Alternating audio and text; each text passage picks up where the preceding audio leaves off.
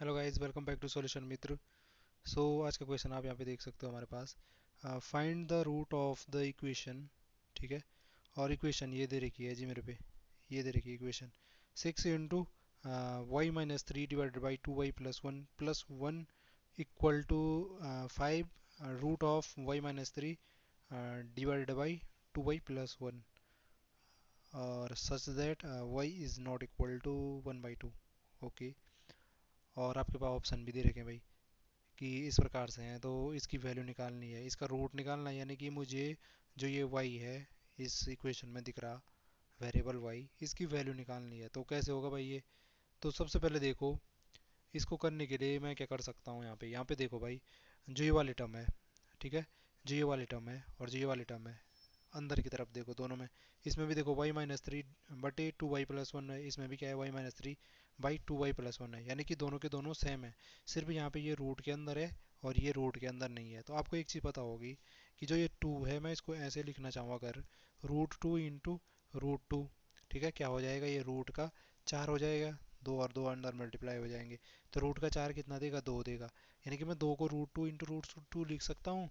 तो same manner में मैं यहाँ पे, सॉरी, सेम मैनर में मैं क्या कर सकता हूँ, इस वाली जो टर्म है, ठीक है, इसको भी ऐसे लिख सकता हूँ। इसको कैसे लिख सकता हूँ मैं, कि इसके बाहर रूट चढ़ा देता हूँ। चलो ये ब्रैकेट हटा दिया, इसके बाहर इस प्रकार से रूट चढ़ा देता हूँ और इसका स्क्वायर कर देता हूँ।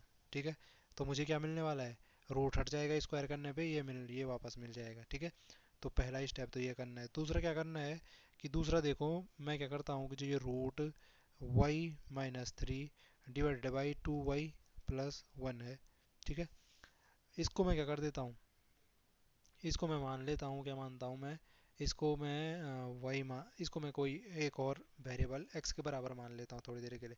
चलो t ही मान लेता हूँ, t मान लेता हूँ। ठीक है, तो यहाँ पे इसकी वैल्यू रख के देखो, ये रूट इसके बराबर t रख के देखो। ठीक, तो यहाँ पे क्या हो जाएगा 6। ये रूट के अंदर जो ये पूरी टर्म है, इसको मैंने t मान रखा, तो ये क्या हो जाएगा 6t² + 1 इक्वल टू 5।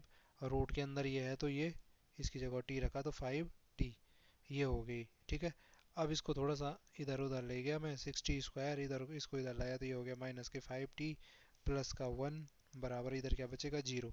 तो ये क्या बन गई मेरे पे, ये मेरे पे क्या आ गई, एक क्वाड्रेटिक इक्वेशन आ गई, क्वाड्रेटिक इक्वेशन मिल गई।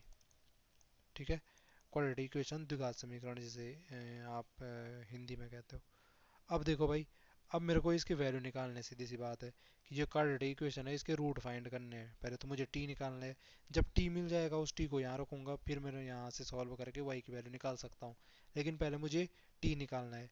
और टी क्या होगा, टी जो हमारे पास ये क्वाड्रेटिक इक्वेशन है, इसका रूट होगा, है ना। इसका सॉल्यूशन करूंगा जब मैं इस क्वाड्रेटिक इक्वेशन का, तो मुझे टी की वैल्यू मिल जाएगी। अब क्वाड्रेटिक इक्वेशन का सॉल्यूशन कैसे होता है, जैसे यहाँ पे टी है, ठीक है, तो ये टी वेरिएबल कैसे निकलेगा, तो ये निकलेगा माइनस का B plus minus √(b²-4ac divided by twice of ए।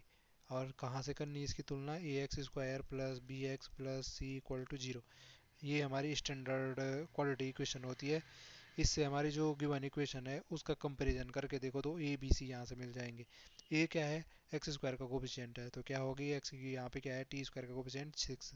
ऐसे ही b क्या है, तो x का कोफिशिएंट है, यानी कि t का कोफिशिएंट यहाँ पे, तो ये हो जाएगा -5। c क्या है, कांस्टेंट टर्म है, यहाँ पे कांस्टेंट टर्म क्या है, 1 है, तो c की वैल्यू क्या हो गई, 1 हो गई।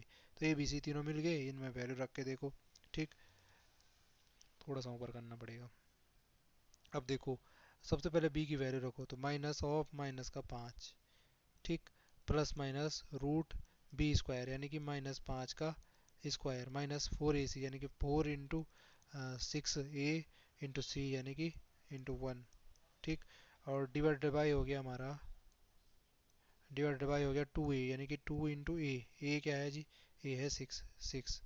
ठीक, इसको थोड़ा आगे यहीं पे करता हूँ मैं सॉल्व। तो माइनस माइनस का तो क्या हो जाएगा, माइनस माइनस साइन मल्टीप्लाई होकर प्लस हो जाएगा, तो ये बच जाएगा मेरे पे 5 प्लस का, प्लस माइनस ये हो जाएगा अंदर रूट का, -5 का स्क्वायर कितना हो जाएगा, प्लस का 25।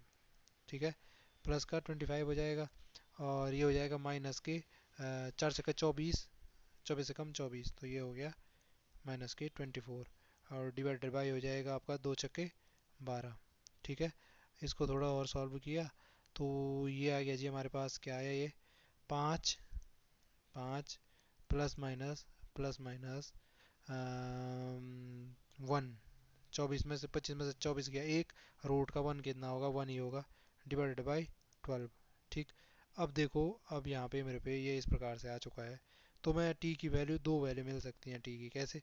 एक बार मैंने t बराबर क्या किया कि ये प्लस वाला साइन ले लिया, यहाँ पे करता हूँ। एक बार मैंने t की वैल्यू निकालने के लिए प्लस का साइन ले लिया एक बार, तो 5 प्लस 1 लिया, डिवाइडेड बाई 12 कर दिया, तो क्या हो गया, 6/12। इसको थोड़ा सॉल्व किया फर्दर सिंप्लीफाई, तो 6 कम 6, 6 दूनी 12, 1/2। और एक बार टी की वैल्यू क्या की मैंने कि माइनस का साइन लिया, 5 माइनस 1 डिवाइडेड बाई 12, तो 5 में से एक गया 4, 4/12, तो क्या हो जाएगा, 4 एकम 4, 4 तियाँ 12, 1/3। तो एक बार 1/2 आ गया, एक बार 1/3 आ गया। ठीक है भाई। अब देखो 1/2 और 1/3, ये दो अलग अलग वैल्यू मिल चुकी है मेरे को, ए टी की वैल्यू 1/2 मिली और एक 1/3 मिली। अब देखो, अब हमारे जो यहाँ पे इक्वेशन है जहाँ पे मैंने टी पुट किया था, मैन तो मुझे क्या करना था, मैन यहाँ पे फिर से वापस आता था मैं, ये यहाँ पे हमें क्वेश्चन तो ये पूछ रखा था ना, find the root of the equation, तो इक्वेशन तो ये थी मेरे पे, यानी कि मुझे जो मेन क्वेश्चन है तो वो तो ये था कि जो ये इक्वेशन है इसमें मुझे इसका रूट निकालना है, यानी कि y की वैल्यू निकालनी है। अब y की वैल्यू कैसे निकलेगी कि पहले मैंने ये t2 माना जैसे भी किया, अब मुझे t की वैल्यू पता चल चुकी है, तो y की वैल्यू निकालनी है वापस, तो क्या करूँगा, t की वैल्यू एक एक करके पुट करता हूँ यहाँ पे, तो मुझे y की भी वैल्यू मिल जाएंगी। सबसे पहले t की दो वैल्यू आ रखी हैं, एक 1/2 आ रखी है और एक 1/3 आ रखी है। ठीक है। तो पहले 1/2 लेता हूँ मैं, पहले क्या करता हूँ, टी की वैल्यू 1/2 लेता हूँ, यानी कि जो ये वाली टर्म है, ये वाली टर्म है ये y-3 डिवाइडेड बाई 2y+1, इसकी जगह पे टी की जगह पे पहले मैंने लिया 1/2। ठीक है। दोनों तरफ क्या कर दो, दोनों तरफ क्या कर दो, स्क्वायर कर दो, दोनों तरफ स्क्वायर किया तो यहाँ से तो रूट हट जाएगा, ये बचेगा y-3 2y+1 इक्वल टू, इसका रूट करूँगा तो 1/4 हो जाएगा। ठीक है। अब इसको थोड़ा सॉल्व करना पड़ेगा भाई, इस 4 का इधर मल्टीप्लाई करो तो ये कितना हो जाएगा, क्रॉस मल्टीप्लिकेशन नहीं करते हैं, इसका इधर करते हैं, इसका इधर करते हैं ऐसे। ठीक। तो 4 का इधर मल्टीप्लाई किया तो 4y-4 3 12 इक्वल टू, यहाँ पे इक्वल टू साइन था है बीच में, 1 का इसमें किया तो कितना हो जाएगा, ये वैसे ही का वैसे रहेगा, 2y+1। अब इसको थोड़ा इधर उधर ले जाओ, ले जाओ भाई इधर उधर, तो ये कितना हो जाएगा, 4 में से 2 इधर आएगा तो ये 2y इधर आएगा, तो 4 में से 2y गया, कितना बचेगा, 2y, और ये इधर जाएगा तो प्लस का 12 हो जाएगा, तो कितना बचेगा, 13। तो y बराबर कितना आ जाएगा यहाँ से, 13/2। अब एक बार तो ये आया, एक बार अब क्या करना है, यानी y, यानी कि एक रूट तो मेरे भैया आ चुका है, y बराबर 13/2। ठीक। और दूसरा रूट क्या करना है, y बराबर पहले मतलब ये t बराबर 1/3 रख के पता चलेगा। तो ये था जी ये हमारा रूट का y-3, sorry y-3 divided by 2y+1। ठीक है। ये बराबर t माना था ना, तो t की वैल्यू अभी क्या कौन सी वाली रखूँगा, 1/3 वाली रखता हूँ, तो 1/3 फिर से क्या करो, दोनों तरफ स्क्वायर कर दो, दोनों तरफ स्क्वायर करने पे क्या हो जाएगा, चलो मैं नीचे ही कर ले जाता हूँ, दोनों तरफ स्क्वायर करने पे क्या हो जाएगा, दोनों तरफ स्क्वायर करो जी, ये स्क्वायर किया तो रूट हट जाएगा, ये बचेगा y-3 डिवाइडेड बाई 2y+1, और इधर इसका स्क्वायर किया तो ये कितना हो जाएगा, 1/9। ठीक है। अब फिर से क्रॉस मल्टीप्लिकेशन करो, इसका इधर मल्टीप्लाई किया तो ये हो जाएगा 9y माइनस 9×3 = 27, ये इसका इधर मल्टीप्लाई किया तो ये हो जाएगा 2y+1, y को इधर ले गया, इसको इधर ले गया, तो ये 2y इधर आया तो कितना हो जाएगा, 9y माइनस 2y कितना बचेगा, 7y इक्वल टू, ये इधर जाएगा तो ये प्लस का हो जाएगा, ये कितना हो गया, 28। और तो सीधे सीधे y बराबर क्या हो जाएगा, ये 7 यहाँ बटे में चला जाएगा, तो 28/7 यानी कि 4। ठीक। तो एक y बराबर 4 आया ये, और एक y बराबर 13/2 आया ये यहाँ पे। ठीक है। और एक y बराबर ये 4 आ रखा है नीचे, तो 13/2 और 4 दो रूट हैं भाई इसके, हमें इस प्रकार से पता चले। तो देखो ऑप्शन में देखो 13/2 और 4, पहला ही ऑप्शन था ये वाला, 13/2 और 4। तो इस प्रकार से इसको आसानी से सॉल्व कर सकते थे।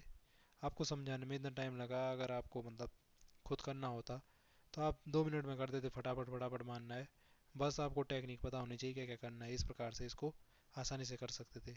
आई होप आपको वीडियो अच्छी लगी होगी, आपसे मुलाकात होगी फिर किसी अगली वीडियो में, तब तक के लिए स्वस्थ रहिए, मस्त रहिए और अपने काम में व्यस्त रहिए।